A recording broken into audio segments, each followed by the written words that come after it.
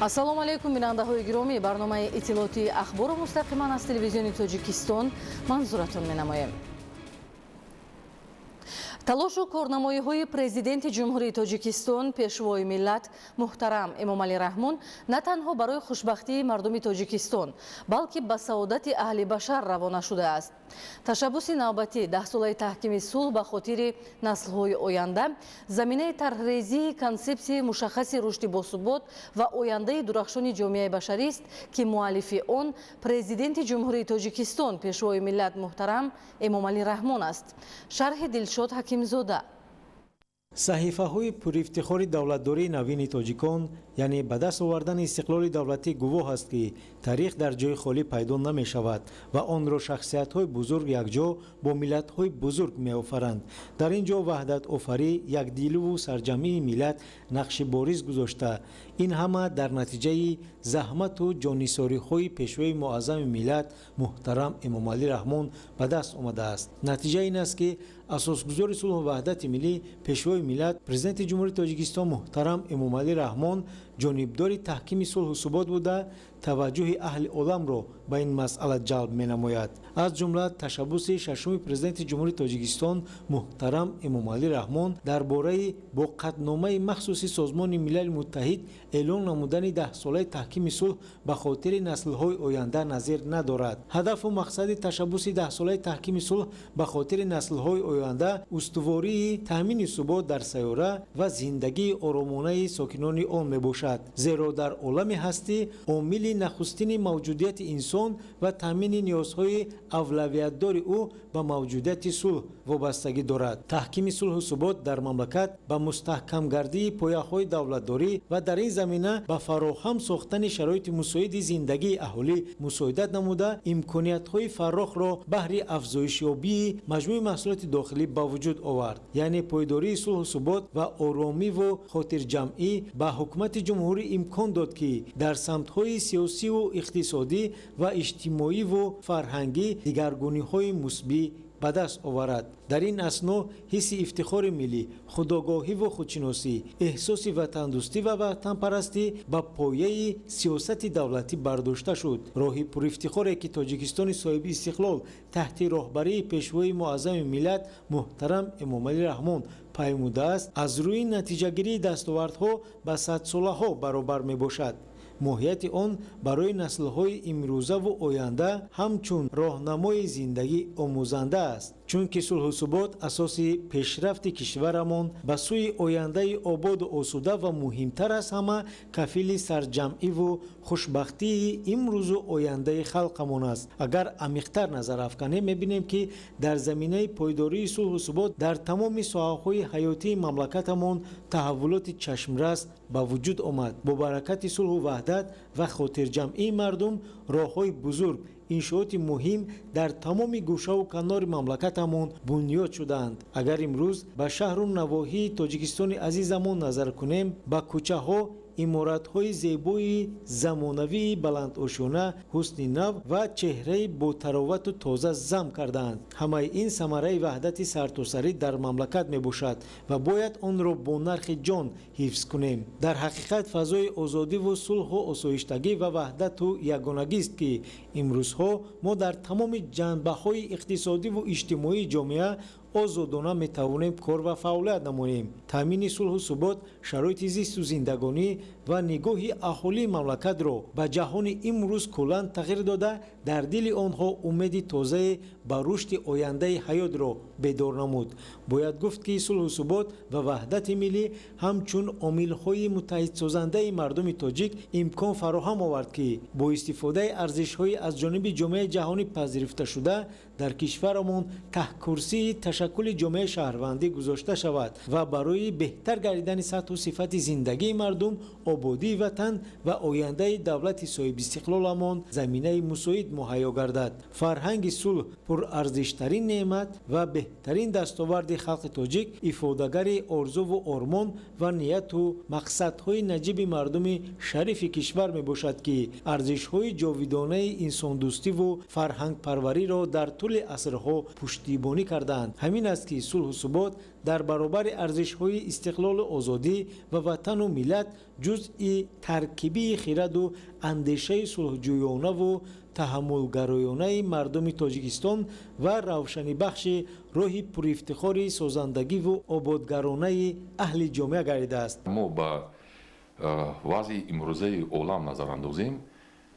дар бисёр минтақаҳои он нооромӣ ва амалҳои ҷангҷӯёнаи давлатҳои алоҳидаро мушоҳида мекунем, ки ин албатта ба рушди ин минтақаҳо халал мерасонад ва таъсири он ба ҷомеаи ҷаҳонӣ низ ҳис карда мешавад. умуман агар аз рӯи нуқтаи назари муҳаққиқон ва коршиносон хулосабарорӣ кунем, таи солҳои истиқлолият дар Тоҷикистон сулҳу суботи қавӣ пойдор аст ва мардуми кишвар озодона кору фаъолият мекунанд ва умуман чун давлати амни минтақа ва яке аз давлатҳои амнтарини олам ба шумор меравад. имрӯз ҳамаи мардуми шарифу сарбаланди Тоҷикистон бо тамоми ҳастӣ дарк менамоянд, ки ваҳдати миллӣ муқаддастарину азизтарин неъмати дунё, рукни асосии давлати озод, рамзи шарафу номуси ватандорӣ ва нерӯи таконбахши ҳаёти ҳаррӯзаи мо мебошад. Дилшод Акимзода, Баҳодур Ҳасанзода, Ахбор. бахшида ба ҷашни 35-солагии истиқлоли давлатӣ дар вилояти Хатлон таъмиру навсозӣ ва бунёди 6260 иншооти гуногун таъинот ба нақша гирифта шудааст. То имрӯз аз ин шумора беш аз 3800 иншоот бо шароиту имконоти муосир мавриди баҳрабардорӣ қарор гирифтааст, ки дар беҳтар гардидани сатҳи зиндагии сокинон мусоидат намуда истодааст. шарҳи бештар дар таҳияи ҳамкоронамон. дар заминаи омодагиҳо ба ҷашни 35-солагии истиқлолияти давлатии ҷумҳурии Тоҷикистон бинои нави шуъбаи маорифи ноҳияи Ҷайҳун мавриди истифода қарор дода шуд. бинои нави шуъбаи маориф дар ноҳияи Ҷайҳун аз 3 ошёна иборат буда, дорои 10 ҳуҷраи корӣ, маҷлисгоҳ барои 100 ҷойи нишаст ва 3 ҳуҷраи хоб ҳамчун меҳмонхона барои қабули 6 нафар дар як вақт мебошад. иншооти мазкур бо дастгирии ҳукумати ҷумҳурии Тоҷикистон бунёд гардида, фармоишгари он гурӯҳи маркази татбиқи лоиҳаи таҷдид ва идомаи сохтмони мактабҳои миёна ва пудратчӣ ҷамъияти дорои масъулияташ маҳдуди Аҳроми Навин мебошад. бинои мазкур аз 3 ошёна иборат буда, дар як муддати кӯтоҳ сохта ба истифода дода шуд. сохтмон аз тарафи маркази гурӯҳи татбиқи лоиҳаи таҷдид ва идомаи сохтмони мактабҳои миёна сохта шуда, зиёда аз 30 нафар сохтмончиҳои маҳаллӣ ба кор ҷалб карда шуд. мавриди истифода қарор гирифтани бинои нави шуъбаи маориф дар ноҳияи Ҷайҳун бо фароҳамсозии шароити мусоиди корӣ имкон медиҳад, ки кормандони соҳа фаъолияти худро дар фазои муносиб пеш бурда, дар самти боз ҳам баланд бардоштани сифати таҳсилот ва таълиму тарбияи насли наврас саҳми муносиб гузоранд. мо омӯзгорони ноҳияи Ҷайҳун дар баробари он ҳама ғамхӯрии пешвои муаззами миллат нисбати соҳаи маориф хонандагонро дар рӯяи хештаншиносӣ, худогоҳӣ, ҳимояи марзу бими кишвар ва баланд бардоштани сатҳи сифати таҳсилот саъю талош намуда кӯшиш ба харҷ медиҳем, ки дар пешрафти ватани азизамон саҳмгузор бошем. дар идомаи иқдомҳои созандагӣ дар шаҳраки дӯстии ноҳияи Ҷайҳун бинои баландошёнаи истиқоматӣ мавриди истифода қарор дода шуд. иншооти мазкур дар доираи корҳои ободонӣ бахшида ба ҷашни 35-солагии истиқлоли давлатӣ баҳри рушди инфрасохтори ноҳия аз ҷониби соҳибкорони маҳаллӣ бунёд гардида, дар рафти корҳои сохтмонӣ 30 нафар сокинони маҳаллӣ бо ҷои кори муваққатӣ ва маоши хуб таъмин гардида буданд. таҷдиду аз навсозӣ ва мавриди истифода қарор гирифтани роҳи мошингарди миёни деҳаи Себзор ва маркази ноҳия, ки масофаи наздик ба 5 километрро дар бар мегирад, барои таъмини шароити муносиби роҳу нақлиёт мусоидат менамояд. اقدام مذکور در زمینه سیاست آبادکارانه حکومت مملکت با دستگیری نماینده حکومت جمهوری تاجیکستان اوید به جشن 35 سالگی استقلال دولتی در ناحیه جیهون و مقامات اجرایی حاکمیت دولتی ناحیه تعمیر و منفرش گردیده است. کارهای تجدید و نوسازی راه با جلب تکنیک‌های وزارت نقلیات و متخصصان مؤسسه دولتی نگهداری راه‌های اتومبیلگرد ناحیه جیهون انجام داده شده است. با نظرداشت طلبات و باز هم بهتر کردن شرایط تعلیم و تربیت نسل نورس در نزد مؤسسه تحصیلات میانه عمومی رقم 17 ناحیه 5 بینای علاوگی تعلیمی مورد بهره برداری قرار داده شد. انشاءات مذکور با دستگیری حکومت جمهوری تاجیکستان در همکاری با شریکان رشد بخشیده به استقبال جشن 35 سالگی استقلال دولتی بنیاد گردیده از 2 آشیانه و 6 صنفخانه تعلیمی عبارت بوده. برای به تحصیل فرا گرفتن 240 خواننده در 2 بست پیش بینی شده است. مؤسسه مذکور از صنفخانه‌های مجهز فنی، آزمایشگاه فن‌های فیزیکا، شیمیا، صنفخانه آمادگی ابتدایی حربی، صنفخانه‌های تکنولوژی اطلاعاتی و کمیونیکاسیونی، کتابخانه و حجره‌های کاری آموزگاران عبارت میباشد. به همین مانند در نزد مؤسسه تحصیلات میانه عمومی رقم 37 ناحیه بینای علاوگی تعلیمی مورد استفاده قرار داده شد. انشاءات تازه افتتاح در دایره کارهای آمادگی به جشن 35 سالگی استقلال دولتی قامت افراخته دارای شرایط مساعد تعلیم و تربیت میباشد. بینای تعلیمی علاوگی از 2 آشیانه عبارت بوده دارای صنفخانه‌های درسی از جمله تکنولوژی اطلاعاتی کمیونیکاسیونی، کتابخانه، حجره سرور مؤسسه و حجره آموزگاران می باشد. شرایط فراهم گردیده امکان می دهد که نارسایی جای نشست در مؤسسه مذکور راه حل خود را پیدا کرده همزمان نسل نورس در فضای مناسب به تحصیل فرا گرفته شوند. همچنین با دستگیری حکومت جمهوری تاجیکستان در زمینه عملیگردی برنامه دولتی رشد مؤسسه‌های ساحه معارف ولایت ختلان برای سالهای 2022-2027 بینای نوی مؤسسه تحصیلات میانه عمومی رقم 45 مورد بهره برداری قرار داده شد. انشاءات نوی ساحه معارف بخشیده به استقبال جشن 35 سالگی استقلالیت دولتی جمهوری تاجیکستان از حساب مبلغ‌های بودجه دولتی بنیاد گردیده دارای شرایط مناسب تحصیل می باشد. بینای مؤسسه از 2 آشیانه و 7 صنفخانه از جمله صنفخانه‌های مجهز فنی، آزمایشگاه فن‌های فیزیکا، شیمیا، صنفخانه آمادگی ابتدایی حربی، صنفخانه‌های تکنولوژی اطلاعاتی کمیونیکاسیونی، کتابخانه، حجره کاری دیرکتوری مؤسسه و حجره آموزگاران عبارت بوده. در روزهای سرد حرارت داخل بنا توسط مرکز گرمایدهی مستقل بوغی معتدل نگاه داشته می شود. طبق اطلاع مسئولین در روند کارهای آبادانی و سازندگی به استقبال شایسته جشن 35 سالگی استقلالیت دولتی جمهوری تاجیکستان در شهر و ناحیه‌های ولایت ختلان 155 عدد انشاءات ساحه معارف که دارای 1123 صنفخانه بوده برای فرا گرفتن 56300 خواننده در 2 بست پیش بینی شده است مورد استفاده قرار داده شده. در دیگر انشاءات بنیاد شونده کارهای ساختمانی ادامه دارد. اسماعیل صاحب نظریان، موسی نور محمد، ولایت ختلان، اخبار. در جماعت دهاتی امانداره شهر پنجکین در دایره کارهای آبادانی بنیاد و نوسازی 65 انشاءات گوناگون تعیینات به نقشه گرفته شده تا امروز 53 تای آن مورد بهره برداری قرار گرفته است. در وسعت کارهای سازندگی سهم ساکنان صاحبکاران شایسته ارزیابی می‌گردد. جزئیات بیشتر در گزارش دلیر بازار و زرهون نعمت‌الله. در جماعت دهاتی امانداره شهر پنجکین با مقصد سزاوار پیشواز گرفتن 35 سالگی استقلال دولتی جمهوری تاجیکستان کارهای سازندگی و بنیادکاری با مرام ادامه دارد. در این روند مؤسسه‌های نوی تعلیمی و طبی، صنفخانه‌های علاوگی، میدانچه‌های ورزشی و دیگر انشاءات ضروری ساخته شده اینفراستراکچور ساحه مکمل گردانیده می شود. خصوصا در دهه میکته جماعت مذکور امروزها ساختمان بینای نوی مؤسسه تحصیلات میانه عمومی رقم 19 که دارای 3 آشیانه و 27 صنفخانه بوده با مبلغ گذاری بودجه بنیاد می شود رفته ایستاده است. عین حال ته‌کرسی بینای مذکور ساخته شده است و طبق لایحه مؤسسه مذکور با طرح و نمای زیبا و اسلوب زمانوی ساخته می شود و بعد به اتمام رسیدن کارهای ساختمانی خوانندگان با شرایط خوب تعلیم فرا گرفته می شوند. در نزد مؤسسه تعلیمی رقم 63 دهه راج باشد با سهمگذاری صاحبکاران و اهل دهه خصوصا جوانان با ننگ و ناموس ساختمان میدانچه ورزشی ادامه دارد. در میدانچه مذکور کارهای اساسی در حال انجامیابی می باشند و همه روزه ساکنان زیاد به حشر برآمده کوشش دارند تا هر چه زودتر این میدانچه را به استفاده دهند. الکی چمنزار سونی برای فرش میدانچه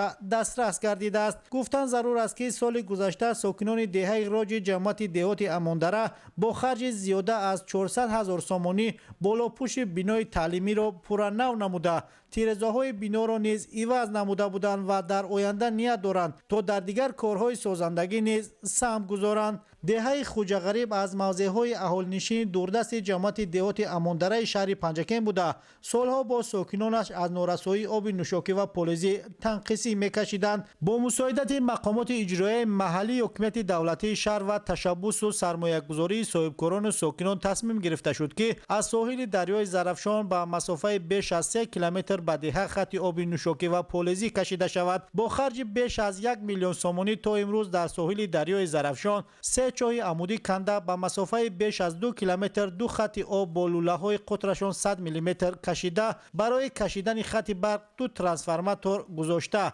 37 پایه آهن و بتونی شنونده شده. حالا بتونپوش نمودن حوض با گنجایش 250 متر مکعب ادامه دارد. آب توسط محرک با خط آب در این حوض غون کرده از آن با نصب پایگاه آبکشی دیگر توسط لوله ها به دهه انتقال داده می شود. بعد انجام این کار بیش از 40 گکتار زمین های کشت آبیاری شده. ساکنان نیز با آب تازه نوشاکی تامین می شوند. 35 سالگی استقلال جمهوری تاجیکستان تصمیم گرفته دهه خوجا غریب مردم همین خوجا غریب که جمع شده 2 تا سدی تروبه یعنی 5 کیلومتر به آب برآوردن هستیم تا سال آینده 2025 یعنی ایده نوروز به استفاده میبریم.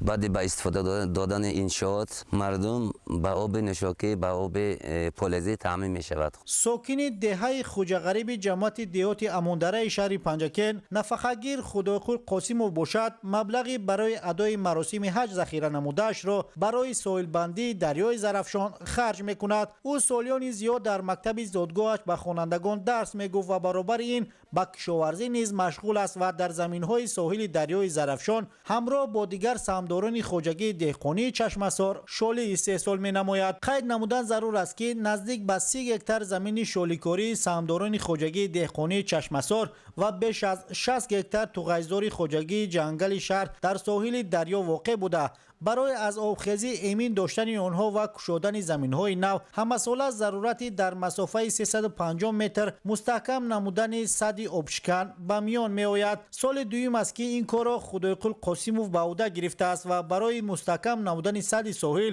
بیش از 650 ماشین سنگ و شغل کشانیده توسط آن زمین‌های ساحل را از خطر آبخیزی امین نگاه داشته است. سالم یک جا رسیده بچه‌ام 2 فرزند دارم پسر جمع شده بچه‌ام گفتن که دادا شما هم یک قطار مردم سفر حج با یک رفته بیاد گفته یک قطعه پول جمع کرده در پیش من آورده شب اویله کردم سحر خیزم گفتم بچه‌م هم پول گریتانو در پیش من بیتون و شما گرفته همین جا آوردم من گفتم همین جا این 30 سال پیش آب شته رفتگی بود همونه چی میشد که همین دنبال ما گشته بندیم و همینجا زمین کشویم هم ریسک روز شما شود هم ریسک روز مردم شود گفته همینجا آورده سر کردیم. در مجموع این سد آبشکن خطر زیان آبخیزی دریای زرافشان را در فصل تابستان برای نزدیک به 300 هکتار زمین‌های ساحل دریا در حدود جماعت دهات کاهش می‌دهد. با بنیاد این سد سال گذشته و امسال 5 هکتار زمین نو کشوده 2 هکتار آن به گردش کشاورزی وارد کرده شده است. عموما در جماعت دهات اماندره شهر پنجکین بخشیده به 35 سالگی استقلال دولتی کارهای سازندگی و بنیادکاری جریان داشته. تنها در اساس نقشه تصدیق گردیده بخشیده به این صنایع مهم بنیاد و نوسازی 65 انشاءات تعیینات گوناگون به نقشه گرفته شده. تا امروز 53 تا آن ساخته به استفاده داده شده‌اند. دلیری بازار زرهون نعمت الله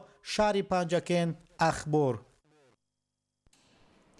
таомҳои миллии тоҷикон дар хориҷ низ талабгорони зиёд дорад. айни замон дар давлатҳои гуногуни ҷаҳон чойхонаю тарабхонаҳо бо пешниҳоди анвои тоҷикӣ фаъолияти пурсамар дошта ба сайёҳону сокинони кишварҳои мухталиф дар сатҳи баланди хизматрасонӣ таомҳои лазизи тоҷикиро пешниҳод менамоянд.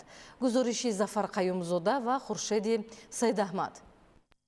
дар шаҳри Краснодари Федератсияи Русия чойхонаи тоҷикии Шоми Ваҳдат бо тарҳу меъмории миллӣ ва пешниҳоди таомҳои болаззати тоҷикӣ дар 3 нуқта фаъолияти назаррас дорад. ба чойхонаи тоҷикӣ ҳамарӯза даҳҳо нафар намояндаи халқу миллатҳои гуногун ташриф оварда дар баробари фармоишу истеъмоли таомҳои лазизи тоҷикӣ бо табиати зебову афсунгори Тоҷикистони биҳшдосӯй шинос мешаванд. деворҳои чойхонаро нақшу нигори зебои тоҷикӣ ва мусаввараҳои табиати Тоҷикистон диққат ҷалбкунанда намудааст. соли сеюм аст ки ошхонаи миллии тоҷикии мо дар кишвари Краснодар арзи ҳастӣ намудааст. мақсад аз кушодани ин ошхона ин муаррифӣ намудани хӯрокҳои миллии тоҷикӣ ба сокинони кишвари Краснодар. мо дизайни ошхонаи миллиамонро бо мусаввараҳои табиати нотакрори кишварамон ороиш додем ки ин ҳам як муаррифгари беҳад зебо будани табиати зебои кишварамон мебошад. дар чойхона ҳамарӯза аз ҷониби ошпазону нонпазони моҳири тоҷик оши палов, қурутобу шакароб, нону анвои гуногуни нони омода ва ба муштариёни сершумор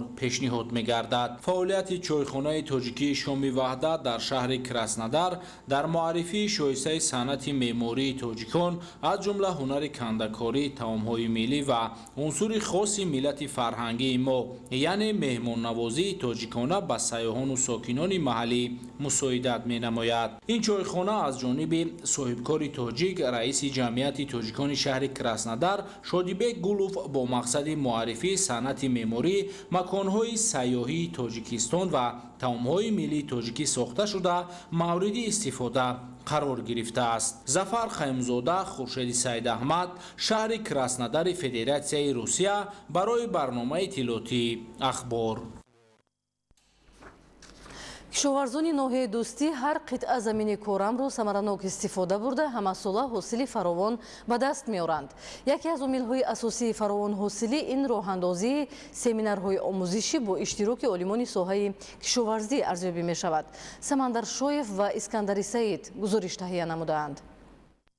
бо мақсади амалӣ намудани дастуру супоришҳои президенти мамлакат пешвои миллат муҳтарам Эмомалӣ Раҳмон ва омӯхтани таҷрибаи картошкапарварон дар хоҷагии деҳқонии Пулоди ҷамоати деҳоти нурибахши ноҳияи дӯстӣ бо иштироки мутахассисони олимони соҳаи кишоварзӣ дар мавзӯи технологияи парвариши картошкаи тухмӣ семинари машваратии кишти барвақтии картошка баргузор гардид. дар ин маъракаи саҳроӣ масъулини мақомоти иҷроияи ҳокимияти давлатӣ, роҳбарони хоҷагиҳои деҳқониву кооперативҳои тухмипарварии ноҳия иштирок намуданд. зикр шуд ки картошка ки ҳамчун нони дуюм ба ҳисоб меравад, сол аз сол бо зиёд гардидани шумораи аҳолӣ талабот ба ин навъи маҳсулот бештар гашта, аз ин рӯ майдони кишти онро ҳамасола бояд васеъ намуд. бо ин мақсад хоҷагидорони ноҳияи дӯстӣ баробари кишту парвариши дигар зироату сабзавот, ҳамчунин ба парвариши картошка таваҷҷӯҳи махсус зоҳир карда, бо истифода аз таҷриба ва имконоти мавҷуда кишти онро ба таври гуногун ва усулҳои натиҷабахш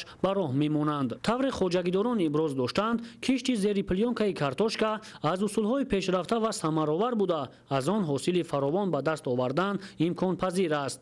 дар семинари кишти барвақтии картошка мо иштирок дорем ки дар инҷо мувофиқи дурнамои кишти зироатҳо ба ҷамоати деҳоти нури бахш 50 гектар картошка вобаста карда шудааст. хоҷагидорон тасмим гирифтанд ки кишти картошкаро бо усули зери плёнка ба роҳ монанд. айни ҳол мо усули зери плёнкаро ба дигар хоҷагидорон мо нишон дода истодем.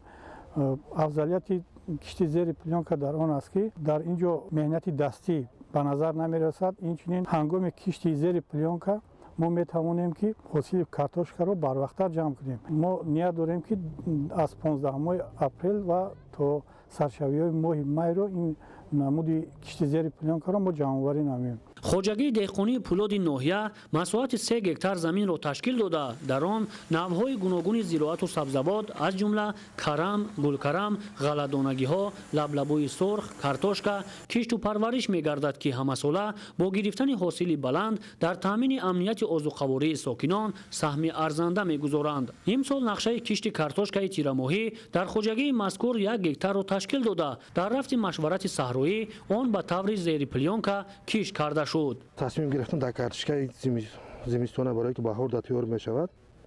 Мо ин картошкаро қариб 4 сол мешавад.